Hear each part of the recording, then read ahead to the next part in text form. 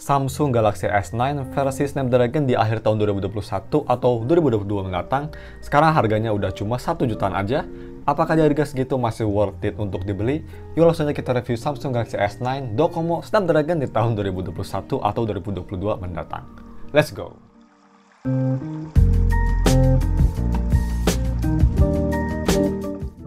Halo guys, nama gue Sama dari StaffTech dan mari kita langsung aja review si Samsung Galaxy S9 di tahun 2021 atau 2022 mendatang. Seperti biasa mari kita bahas dulu harga dan speknya. Untuk harganya kalian bisa beli di harga 1,9 juta.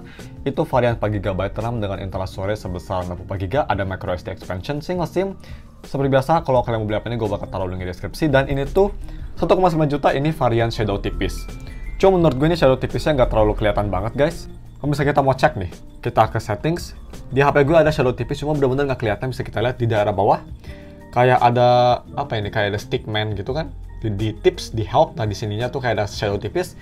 Ini nggak kelihatan banget. Aku harus nyari banget kalau misalnya ingin kelihatan.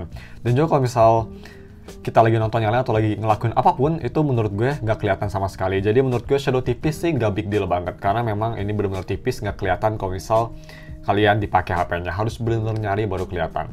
Tapi ya balik lagi ke videonya guys, untuk harga segitu kalian dapat spek pakai chipset Snapdragon 845 dan fabrikasi sebesar 10nm, layar 5,8 inci Super AMOLED 1440p display yang pasnya masih 60Hz, dibuat oleh Corning Gorilla Glass 5, ada 3D Touch, 570 ppi atau 570 ppi untuk si kerapatan pixelnya, ada NFC, UFS 2.1, stereo speaker, masih ada headphone jack dan juga punya baterai sebesar 3000 mAh baterai yang bisa fast charging sampai 15W dan juga bisa Qi wireless charging. So next, untuk si desain dan displaynya sendiri, ini untuk build-nya sendiri yang pastinya masih sangat premium dengan glass back dan metal frame. Untuk desain depannya, walau memang bezel atas dan bawahnya kelihatan besar di tahun 2021, tapi ini berkat si Edge displaynya menurut gue masih ngebuat Galaxy S9 somewhat kelihatan futuristik dan modern. Dan juga ini berkat si size-nya guys, ini hanya 5,8 inci jadi lumayan compact. Jadi menurut gue ini pemakai sarung tangan walaupun bukannya terbaik, tapi masih cukup nyaman, masih manageable. Dan untuk si fingerprint-nya ini yang pasti belum in display, dia itu fingerprint masih di belakang, posisinya di bawah kamera, fingerprint biasa. Tapi walaupun ini juga kecepatannya nggak secepat HP flagship zaman sekarang, tapi menurut gue udah cukup akurat dan reliable. Yang menurut gue itu lebih penting. Dan untuk si LED notifikasinya pasti ini ada, dia itu LED notifikasi berwarna yang posisinya ada di kiri atas sebelah earpiece. Dan juga untuk si NFC-nya guys, ini ada NFC-nya pastinya, karena ini HP flagship, di bawah logo Docomo bisa kita lihat kalau di versi Jepang itu selalu dikasih tahu NFC-nya di mana, yang gue lumayan suka. So, kalau misalnya kita coba tes pakai kartu GTO, seperti biasa kita coba scan, dan langsung ke scan, dan langsung ke baca. Ini tuh gue bisa bilang guys, scanningnya sangat bagus, kita coba lagi, dan juga kalau misalnya posisinya rada aneh sekalipun, dia masih bisa nge-scan dengan baik. So ya, kalau misalnya mau di rating guys, dari 0 sampai 10 ini pretty much masih flawless banget kayak HP baru, scanning NFC-nya masih 10 dari 10. Mantap. Dan untuk atas layarnya ini pretty much guys, untuk harganya mau dibanding dengan HP baru atau second sekalipun, ini pretty much the best guys. Overall punya kualitas layar yang masih fleksibel banget dan detail super sharp dengan warna vibrant dan hidup. Kontrasnya juga ini masih bagus banget dan juga dia punya viewing angle yang perfect. Cuma memang ini guys, sayangnya pemakai di bawah sinar matahari terik, full brightness-nya di Galaxy S9 nggak bisa terang banget. Bisa kita lihat tuh di B-roll-nya, di kondisi pencahayaan atau sinar matahari yang super terik, layar kelihatan gelap dan agak susah dilihat. Harus deket banget ke muka kalau misal mau kebaca si tulisannya. Tapi at least ini masih usable kok, nggak sampai benar-benar black banget. Dan terakhir di segmen ini untuk touch delay-nya sendiri, ini seperti HP Samsung yang pernah gue review lainnya, gak ada touch delay sama sekali saat gue ngetik keyboard atau navigasi aplikasi. Ya memang Samsung One UI itu sangat polish banget, jadi memang gak ada masalah untuk touch delay-nya. Next, mari kita bahas si audio quality-nya. So, yang pertama mari kita bahas audio quality via headphone jack, karena di S9 yang pastinya masih ada headphone jack yang support Dolby Atmos. Jadi untuk tesnya gue Dolby Atmos-nya yang pasti dinyalain, ini kualitasnya easily gampang banget dibanding dengan HP second lainnya. Ini pretty much one of the best guys. Jauh lebih bagus dibanding HP baru di harga yang sama yang pastinya dan bisa bersaing dengan HP flagship sekalipun. Overall, kualitas audio masih sangat flagship experience banget dengan overall suara yang jernih, clear, dan detail yang sharp tapi nggak harsh. Bassnya juga ini punchy dan juga punya separasi instrumennya bagus dan juga soundstage yang lumayan luas berkat si Dolby Atmos-nya. Full volume-nya juga ini bisa oke banget. Gue tes pakai headphone Cos Porta Pro di volume 70% aja udah keras banget untuk kuping gue. Jadi cukup bagus. Dan untuk kualitas speaker guys dengan Dolby Atmos-nya lah juga, ini gue bisa bilang di harganya yang terbaik. Mau dibanding dengan HP baru atau second sekalipun. Overall speaker masih kerasa flagship banget, khas HP Samsung dengan vokal yang bulat dan punchy, bass yang balance, separasi instrumen yang sangat bagus, dan juga soundstage yang luas. Samsung memang dari dulu sampai sekarang tuh selalu buat audio yang top notch dan juga ngebuat layar paling bagus. So ini juga nggak ada bedanya. Oh ya guys, untuk si full volumenya ini juga bisa keras banget tanpa ada distorsi. So untuk lebih detail ini dia speaker testnya, gue rekomend kalian pakai headphone biar bisa ngedengerin bedanya lebih detail. Check it out guys. Next.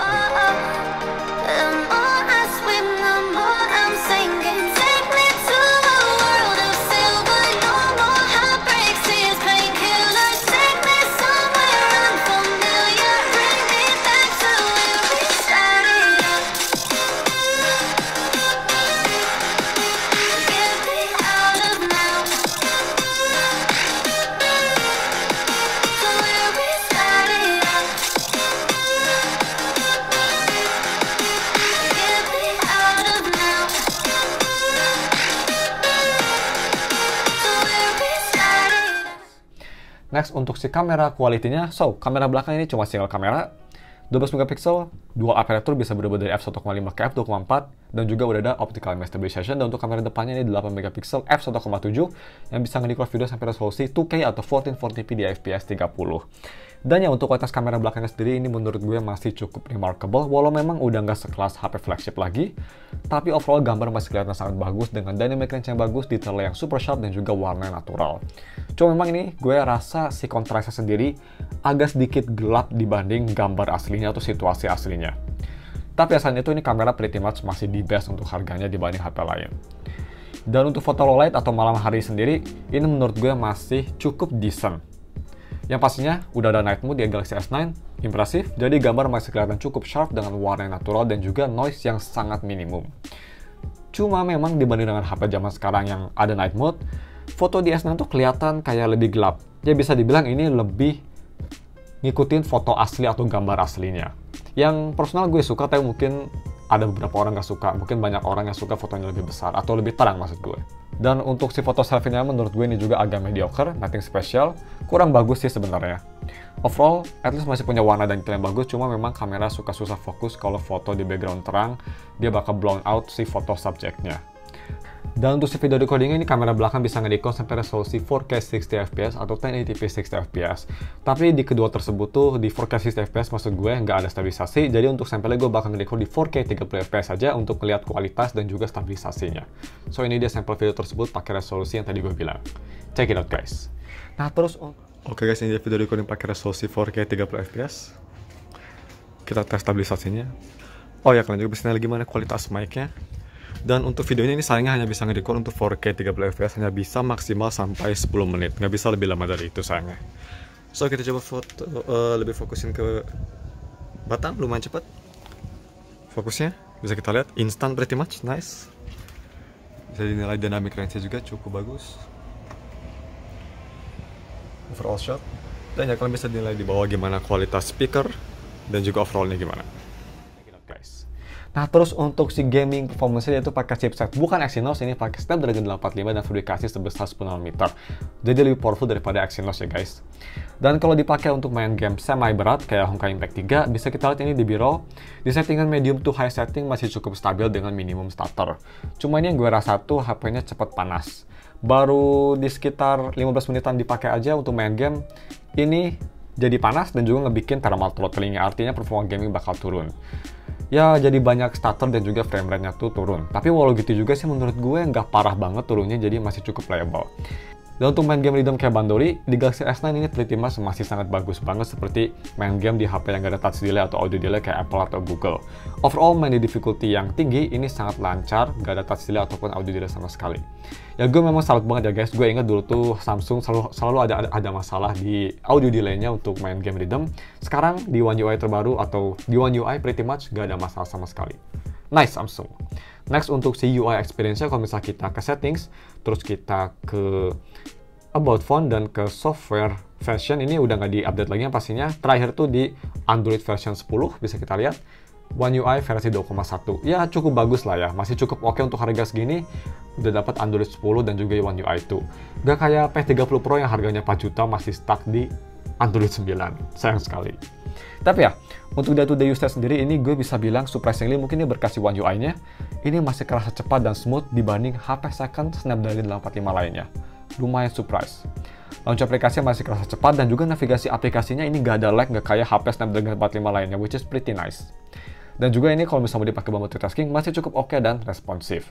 Nah, untuk si DRM infonya sendiri yang pastinya ini karena HP flagship jadi sudah support BEM, HDR10 dan juga sudah support Wi-Fi L1. Nice. So, yang terakhir mari kita bahas aja si battery life-nya. Dia tuh punya baterai 3000 mAh, lumayan kecil dan bisa fast charging sampai 15 watt aja. Dan untuk ketahanan baterainya ini kayaknya unit gue lumayan bagus ya HP-nya, atau baterainya masih cukup sehat. Karena S9 yang di unit gue tuh masih bisa bertahan full 1 hari penuh dengan pemakaian gue yang seperti biasa enteng, hanya sosial media dan nonton YouTube aja. Terus screen on time itu gue bisa dapet sebanyak 5 jam. Yang menurut gue untuk kapasitas baterai dan umur yang udah tua banget, ini sangat impresif. Dan juga untuk charging speed-nya ini cukup impresif juga guys. Gue ngecas pakai charger 15 watt dari 20% sampai 100% itu hanya butuh waktu sekitar 1 jam 23 menit aja. Masih sangat cepat untuk di tahun 2021 menurut gue. Tapi ya guys, mungkin cuma segitu video. Dan untuk konklusinya sendiri, menurut gue Samsung Galaxy S9 di harganya sekarang cuma 1 jutaan, pretty much HP all-rounder paling worth it di harganya. Punya layar yang the best di harganya, sangat beautiful, dengan build dan desain yang premium, kualitas kamera yang sangat solid, dan juga yang performance yang bagus berkat si Snapdragon chipsetnya. Yang mungkin kelemahannya di harga segitu memang dari layarnya yang ada shadow tipis. Tapi menurut gue sih ini nggak terlalu bikin annoying, masih oke, karena nggak kelihatan banget kalau misalnya kita pakai biasa. Tapi ya menurut gue ini biasa aja, mungkin bagi kalian bakal jadi big deal, karena memang shadow kayak gini bisa jadi merambat makin parah. Tapi ya, kalau misalnya kalian nggak peduli sama shadow tipis, ini menurut gue sih sangat worth it banget di harganya. Dan kalau misalnya kalian mau beli HP ini dan juga ingin wallpaper Kokomi ada di HP ini, gue udah taruh linknya di deskripsi. Dan ya guys, mungkin cuma segitu videonya. Mohon maaf kalau misalnya kesalahan atau kekurangan, jangan lupa like dan subscribe. Thanks for watching, we'll see you in another video. Bye.